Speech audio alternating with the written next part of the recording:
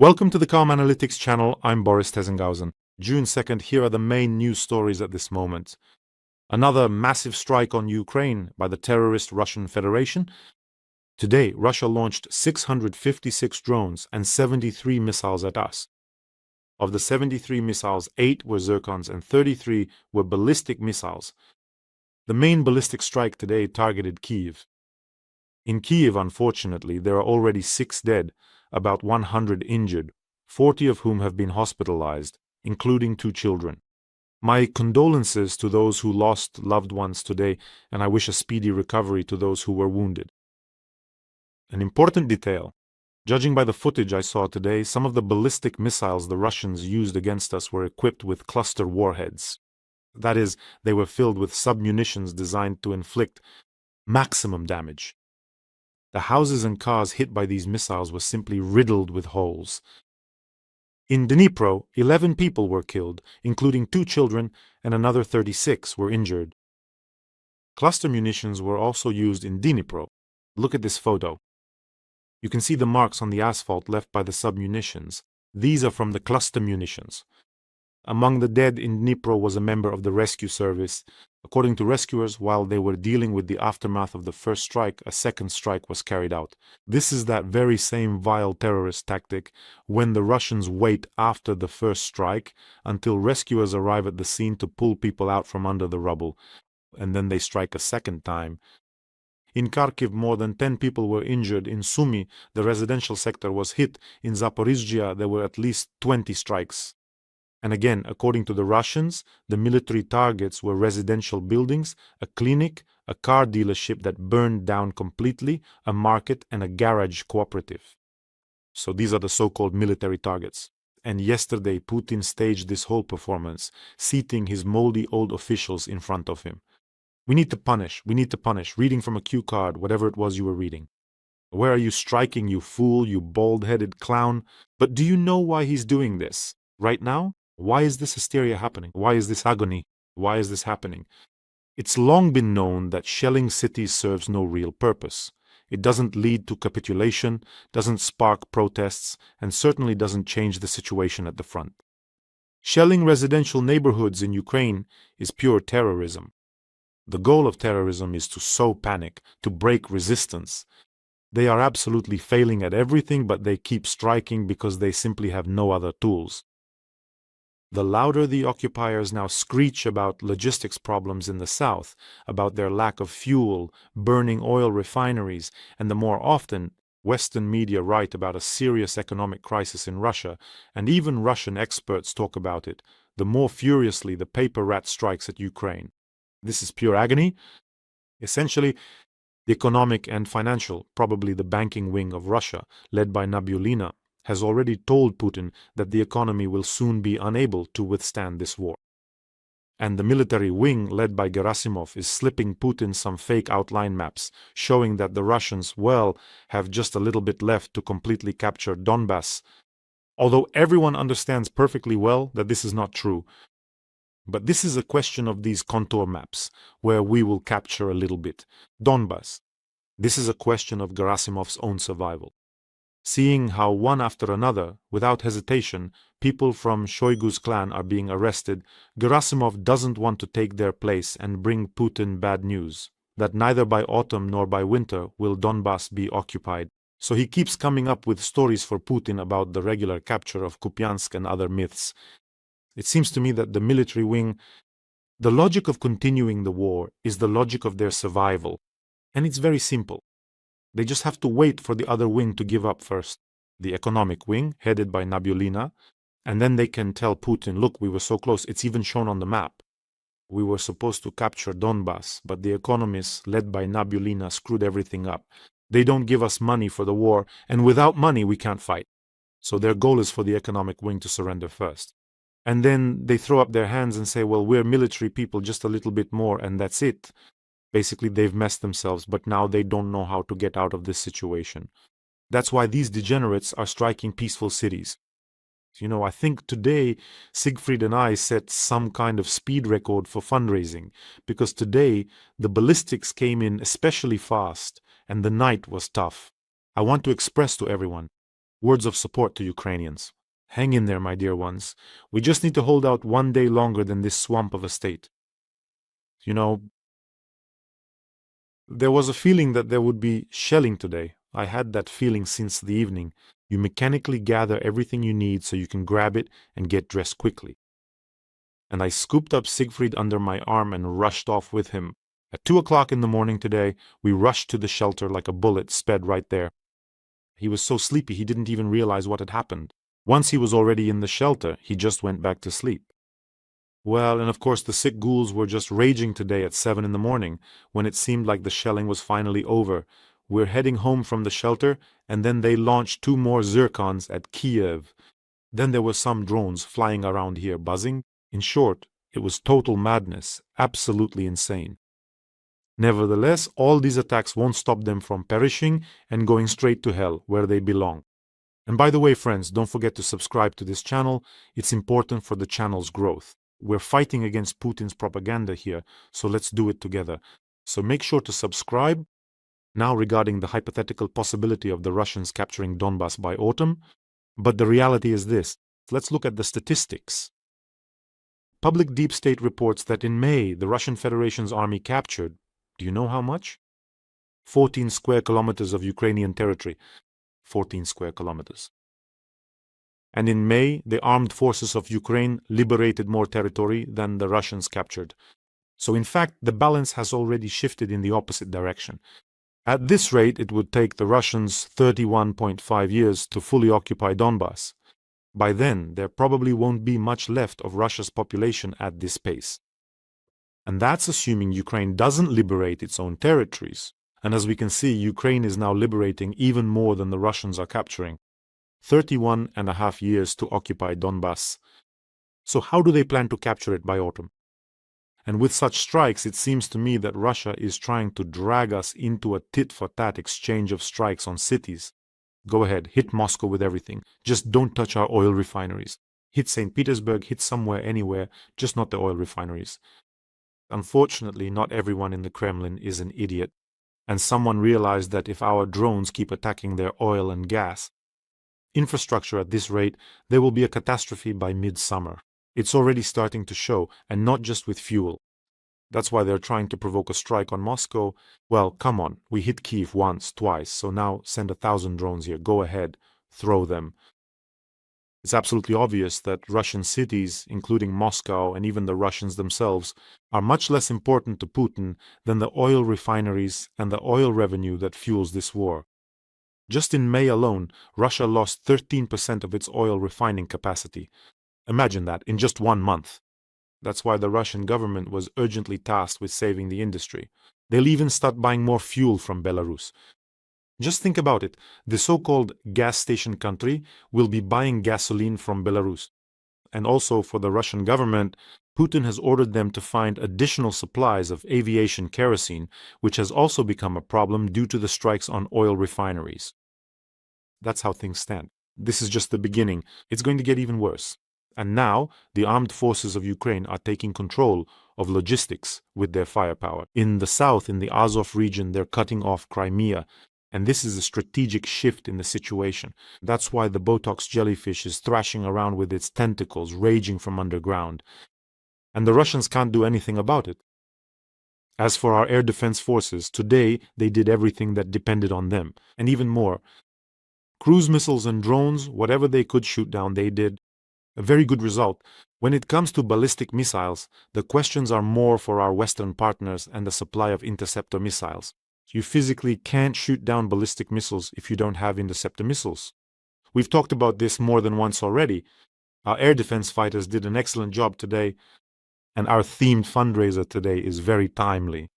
We are continuing to raise funds for mobile command posts for our air defense forces. For the hunters of Shaheds, for the hunters of Russian drones, for several air defense units, and for the 152nd Jaeger Brigade, which is currently defending in the Pokrovsk direction. The fighters recorded a video, please take a look. 152 бригада і підрозділ повітряних сил України та канал Бориса Тізенгаузена починають збір на 2 командні пункти, щоб збивати шахеди над нашими містами і запускати дрони-перехоплювачі. Сума чимала, але тільки разом ми можемо дати ворогу по зубам. Слава Україні! Героям слава! Let's help our air defense fighters. The link to donate is in the description of this video. There are mono, private, and PayPal options for those who want to help from abroad. There's a QR code in the corner.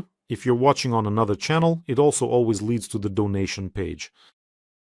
These mobile command posts for our drone hunters will be deployed in different regions of Ukraine. And by supporting our air defense forces, you are truly saving someone's life. In every episode, I thank you immensely, both from myself and from the hundreds of our warriors whom you have already helped. You are simply incredible. Thank you so much. Today, Ukraine's defense forces set fire to the Ilsky oil refinery in Kuban. As a result of the attack, a fire is raging.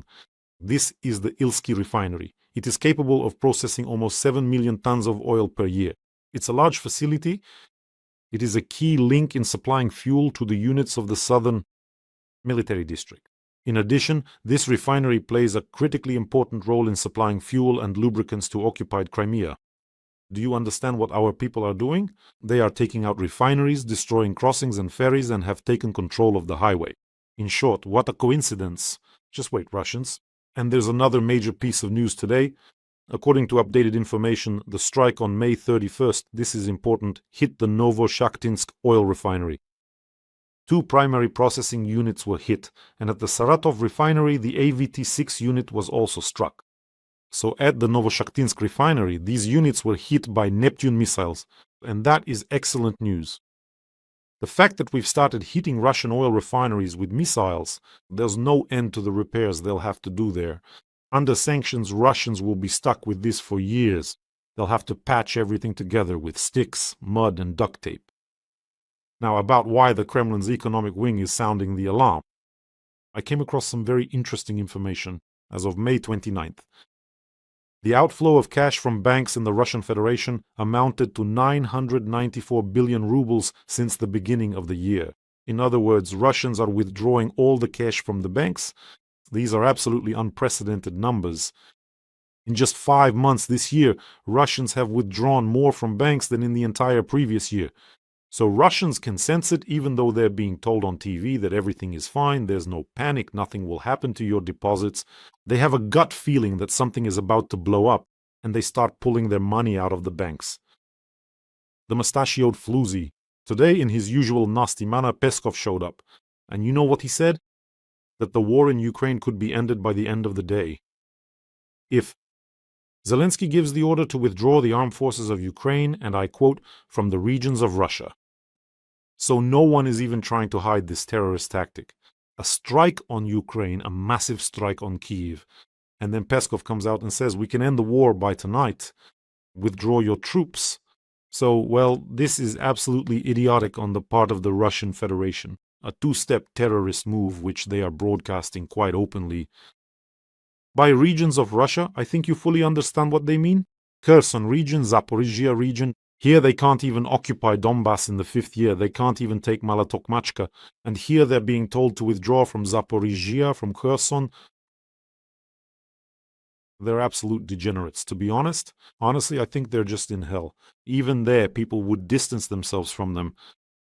And by the way, with this statement, Peskov completely crossed out all the previous years of Russian propaganda. There is no denazification, no demilitarization, no protection of Russian speakers, none of that nonsense. In other words, the war is purely about territory. He said, withdraw the troops, the war will be over by evening. You see? What Nazis, what weapons, what Russian speakers, what are you even talking about? And that's despite the fact that they have 17 million square kilometers of their own territory. Another piece of news from the Russian Federation. You know, whenever I read the news from there, I realize what a mess they've gotten themselves into and how they're trying to patch it all up. But it's all, you know, already shaking like a cascade, though it's still holding together for now until it all collapses at once. In Russia, there has been a proposal to revive children's labor camps. So who is this? Who made this statement? It was the Children's Rights Commissioner Olga Yaroslavskaya. Why not? In her opinion, this would keep children and teenagers occupied during the summer period. As an example, Yaroslavskaya cited her own experience working in a Soviet labor and recreation camp. Let me quote her. When we were in 7th grade, they took us to the Volgograd region to weed tomatoes in 40-degree heat, living in a barrack in the middle of a field. We survived. Moreover, I even brought money home. I think the return of labor camps is a real story that will be supported by our children. Excuse me, by our children, said Yaroslavskaya. Did you even ask the kids, you scarecrow? In general, this whole story back in our day, yes, in Soviet times, we went through all that, the heat, the barracks, and we turned out fine. It would be interesting to see how they would handle it now, dragging Zoomers off somewhere to pick potatoes or tomatoes in 40-degree heat. Zombie Komsomol members really want to go back to the Soviet Union, or rather not exactly, they want everyone else to go back to the Soviet Union. They really do. By the way, in Russia, entire generations have grown up who never experienced the Soviet Union, but walk around in t-shirts with USSR written on them, dreaming of the Soviet Union's revival. I had an acquaintance like that in Crimea, lazy, a bit dim, aggressive, always had some kind of t-shirts on. They were all stretched out with USSR written on them. Even though he doesn't remember it, maybe he lived a year or two in the Union, but he doesn't remember. He'd say, life was good in the Union. They gave out apartments. You didn't have to think or choose anything. The state chose everything for you. How nice is that, right?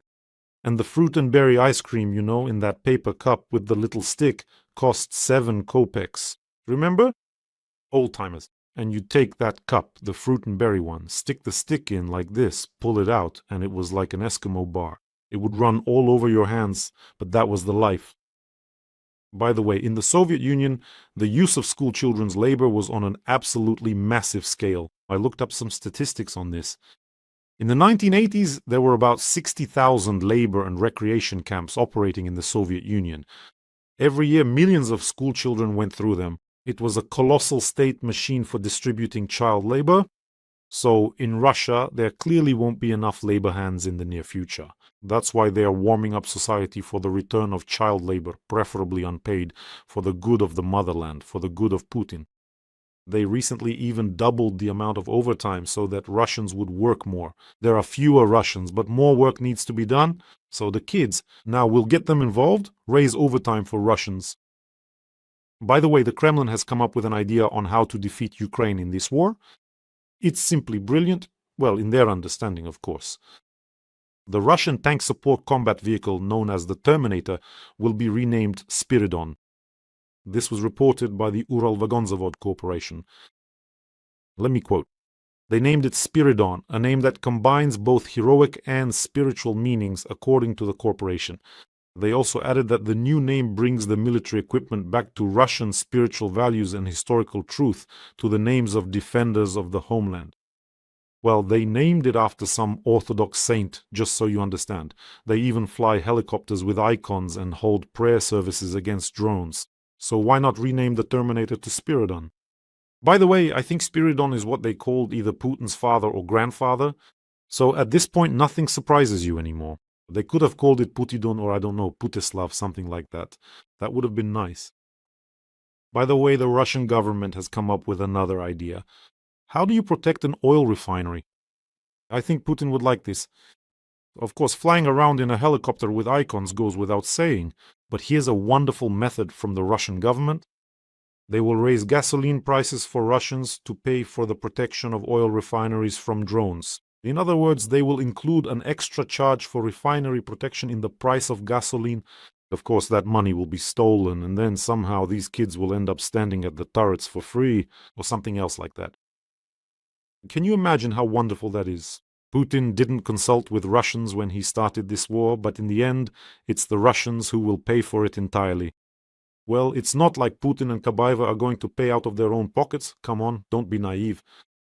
Meanwhile, by early August, Russia's fuel market was facing a gasoline shortage in most regions of the country. These are Russian experts giving interviews to the Russian newspaper Kommersant. Remember, not so long ago, by the way, the idea of shutting off mobile internet. It seemed completely unreal. Like, really? How could that be? And then it started happening all over Russia.